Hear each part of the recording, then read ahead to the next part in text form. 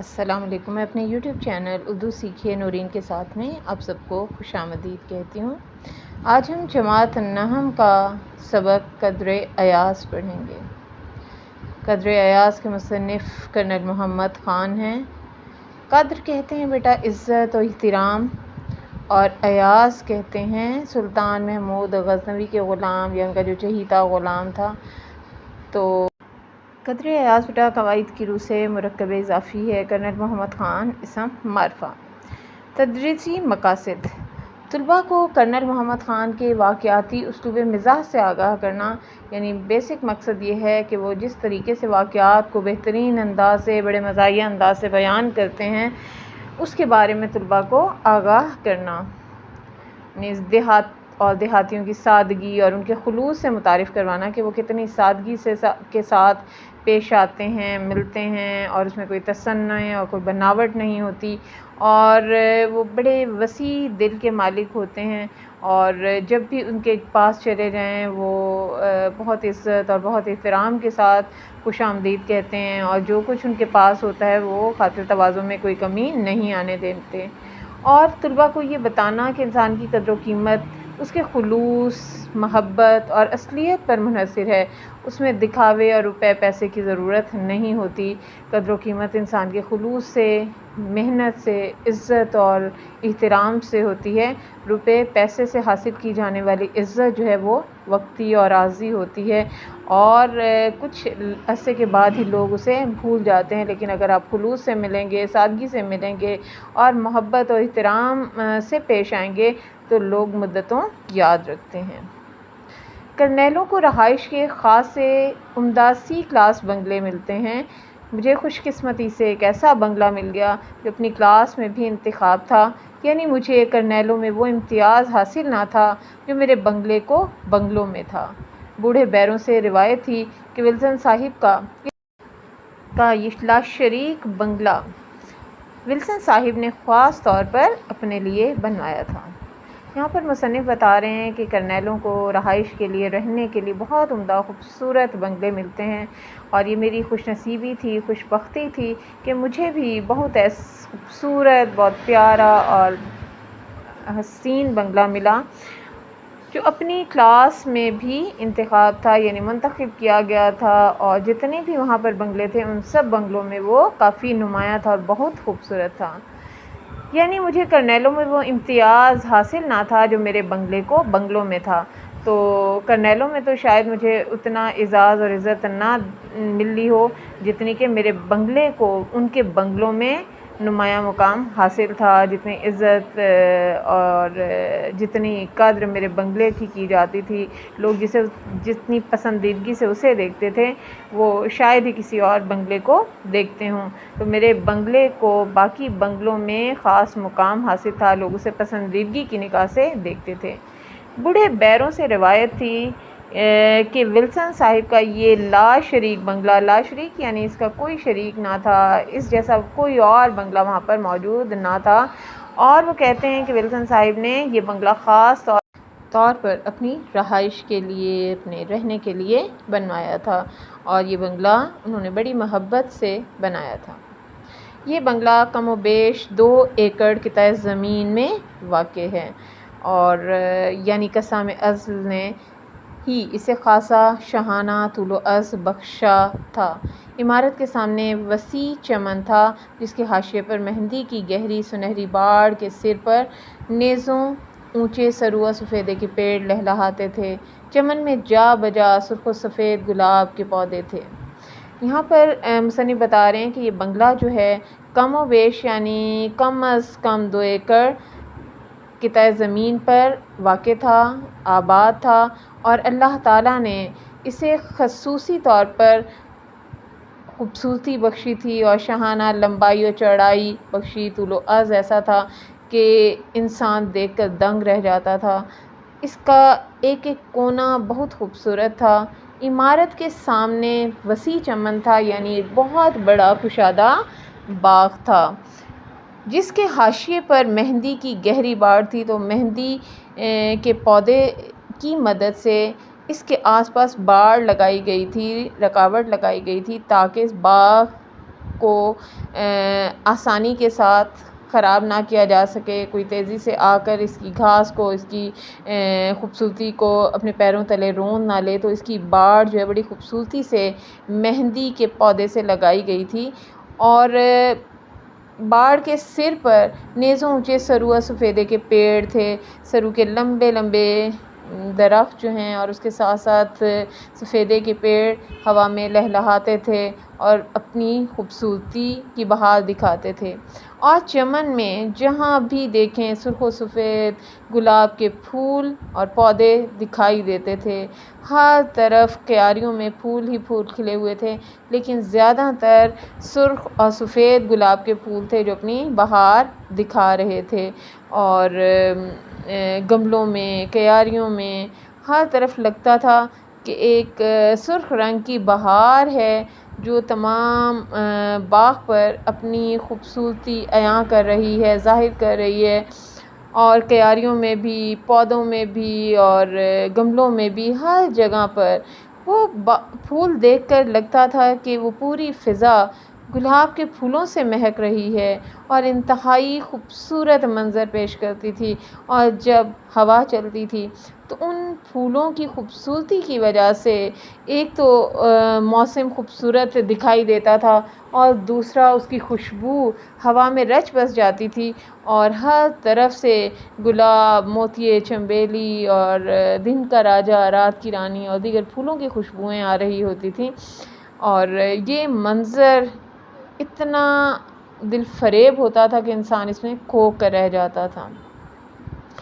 الغرض ہمارے بنگلے کا مزاج ہر زاویے سے امیرانہ تھا، یعنی جدھر سے بھی دیکھتے، چاہے اس کی عمارت دیکھتے اور یا اس کا شاہانہ طول و عرض دیکھتے، چمن دیکھتے یا پیڑوں کو اور پودوں کو خوبصورت بہاریں دکھاتے ہوئے دیکھتے، تو ہر طرف سے لگتا تھا کہ کسی عام انسان کا بنگلہ نہیں ہے، بلکہ کسی بہت ہی امیر کبیر ہستی کا بنگلہ ہے۔ لیکن اس کے مقابلے میں ہمارے اثاثے یا جو سرمایہ تھا، اس کے تیور ہر چند کے خاکسارانہ تھے۔ خاکسارانہ یعنی عاجزانہ، عاجزی لیے ہوئے، تاہم اپنے مکان کی شان کے پیش نظر ہم نے جوں توں کر کے، یعنی جیسے تیسے کر کے ہر کمرے کے لیے قالین یا دری پیدا کر لی تھی۔ اگرچہ اس کار خیر یعنی اللہ کی خاطر کیا جانے والا کام، اچھا کام کا بیشتر اجر یعنی بہت زیادہ جو ثواب ہے وہ مقامی کباڑیے کو جاتا تھا۔ کباڑیا کہتے ہیں بیٹا جو پرانا مال خریدتے ہیں، ردی کی چیزیں خریدتے ہیں اور پھر انہیں اپنے پاس رکھ لیتے ہیں، اور جب کسی کو ضرورت ہوتی ہے تو وہ ان سے سستے داموں وہ پرانا مال خرید لیتے ہیں اور پھر ان پر پالش وغیرہ کروا کر دوبارہ سے نیا کر لیتے ہیں اور اپنی ضرورتوں کو پورا کرتے ہیں۔ تو اس طرح اس مقامی کباڑیے کی وجہ سے یہ جو شاہانہ قسم کا بنگلہ تھا جو کہ ولسن صاحب نے خاص طور پر اپنے لیے بنوایا تھا، اس کے طول و عرض کو دیکھتے ہوئے مصنف کی بھی وہ خواہش تھی کہ وہ اس گھر کو خوبصورتی سے سجائیں، اور اس کو سجانے کا زیادہ تر جو سہرا ہے وہ مقامی کباڑیے کو تھا۔ وہاں سے انہوں نے صوفے، کرسیاں، فرنیچر اور دریاں وغیرہ خرید لیں اور ہر کمرے کو اپنی حیثیت کے مطابق کافی حد تک خوبصورتی سے سجانے کی کوشش کی۔ علاوہ ازیں قواعد کی روح سے حرف علت مناسب فرنیچر بھی حاصل کر لیا۔ فرنیچر بیٹا قواعد کی روح سے اسم جامد ہوگا، تو جو فرنیچر تھا، کرسی، میز وغیرہ، ڈریسنگ ٹیبل یا کوئی اور چیزیں جو انہیں چاہیے تھیں ضرورت کی، وہ تمام چیزیں انہوں نے مقامی کباڑیے سے حاصل کی اور ان کی حالت درست کرنے کے بعد اپنے بنگلے کی رونق میں اضافہ کیا۔ یہاں پر بیٹا 2 ایکڑ قواعد کی روح سے مرکب عددی ہوگا، کم و بیش مرکب عطفی۔ یہ بنگلہ قواعد کی روح سے مرکب اشاری، قطع زمین مرکب اضافی، قسام ازل مرکب اضافی، شاہانہ کہتے ہیں بیٹا صفت نسبتی، شاہی سے نسبت ہے یہ، اور طول و عرض میں حرف عطف آ رہا ہے تو یہ بھی مرکب عطفی ہوگا۔ اسی طرح عمارت، چمن، مہندی، سرو، سفیدے پیڑ اور سفیدے پیڑ یہ سب جو ہیں، یا گلاب، یہ سب بیٹا اسم بھی ہیں، اسم جامد بھی ہیں، اور سرو و سپیدے، سرخ و سفید، یہ مرکب عطفی ہوں گے بیٹا۔ اسی طرح امیرانہ، عاجزانہ، خاکسارانہ صفت نسبتی ہوں گے۔ اب ہم آگے چلتے ہیں بیٹا۔ کباڑیا جو ہوگا وہ قواعد کی روح سے اسم فاعل ہوگا۔ سلیم میاں جو ابھی میٹرک کے امتحان سے فارغ ہوئے تھے، یعنی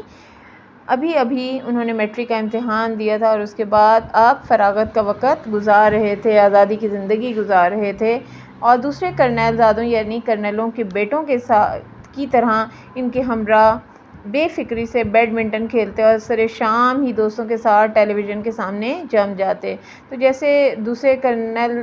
کرنلوں کے بیٹے جو ہیں وہ گھومتے پھرتے تھے، سیر و تفریح کرتے تھے، بے فکری کے ساتھ مختلف کھیل کھیلتے، تو یہ بھی ان کے ساتھ بے فکری کے ساتھ بیڈمنٹن کھیلتے اور شام ہوتے ہی دوستوں کے ساتھ ٹیلی ویژن کے سامنے جم کر بیٹھ جاتے۔ کیا مجال، کیا ہمت جو کوئی غیر اس مشاہدے میں مخل یا شریک ہو۔ تو وہ کہتے ہیں کسی میں اتنی ہمت نہیں تھی، مجال یعنی ہمت، غیر یعنی اجنبی، مشاہدے یعنی جائزہ لینے والوں میں، مشاہدہ کرنے والوں میں، مخل یعنی دخل اندازی کرے یا شریک ہو، سوائے اس کے کہ ہمارا بوڑھا ملازم علی بخش ان کی تواضع کے لیے کمرے میں خاموشی سے داخل اور خارج ہوتا رہتا۔ علی بخش کو یوں بھی سلیم سے انس تھا، یعنی پیار تھا، کہ اسی کے ہاتھوں میں پلا تھا، یعنی اس نے پرورش بھی انہی کے ہاتھوں میں پائی تھی اور انہوں نے اسے بڑی محبت سے پالا تھا۔ تو سلیم میاں جب فارغ ہوئے تو دوسرے کرنیل زادوں کے ساتھ پہلے تو کھیلتے رہتے، گھومتے پھرتے رہتے، اور اس کے بعد شام ہوتے ہی اپنے کمرے میں آ جاتے اور ٹیلی ویژن کے سامنے ڈٹ کر بیٹھ جاتے، اور کسی میں جرأت نہیں تھی کہ انہیں اس مشغلے سے منع کر سکے یا ان کی ایکٹیویٹیز میں، ان کی کارروائیوں میں، ان کے کاموں میں کوئی دخل اندازی کر سکے، ان کے مشغلے میں رکاوٹ ڈال سکے، سوائے اس کے کہ ہمارا جو ایک بوڑھا ملازم تھا علی بخش، وہ وہاں پر ان کی تواضع کے لیے جاتا، ان کے لیے اور ان کے دوستوں کے لیے، اور کمرے میں خاموشی کے ساتھ داخل ہوتا اور پھر نکل آتا۔ اور اس کے ساتھ ساتھ علی بخش جو ہیں وہ کوئی عام ہستی نہیں تھے، وہ وہی ملازم ہیں ان کے جنہوں نے انہیں بڑی محبت سے، بڑے پیار سے پالا تھا، اس لیے ان کا لحاظ بھی کیا کرتے تھے۔ یہاں پر بیٹا داخل اور خارج جو ہیں وہ صنعت تضاد ہیں۔ اس کے علاوہ سلیم میاں جو ہیں وہ اسم معرفہ ہوں گے۔ ایک دن میں اپنے مطالعے کے کمرے میں بیٹھا تھا، مطالعے یعنی پڑھائی کے کمرے میں، اور قواعد کی روح سے مرکب اضافی ہوگا، اور ایک دن قواعد کی روح سے مرکب عددی، کہ علی بخش خلاف معمول رونی صورت بنائے داخل ہوئے۔ خلاف معمول یعنی معمول کے خلاف، کیونکہ علی بخش بڑے خوش مزاج تھے اور بڑی خوشی کے ساتھ ملا کرتے تھے، ہنس مکھ تھے، اور کبھی بھی گلے شکوے نہیں کرتے تھے اور رونے دھونے والی شکلیں نہیں بنایا کرتے تھے، اس لیے انہیں بڑی حیرانی ہوئی۔ وجہ گرانی پوچھی یعنی ناراضگی کی وجہ پوچھی تو کہنے لگے سلیم میاں نے ڈانٹا ہے، یعنی جھڑک دیا ہے۔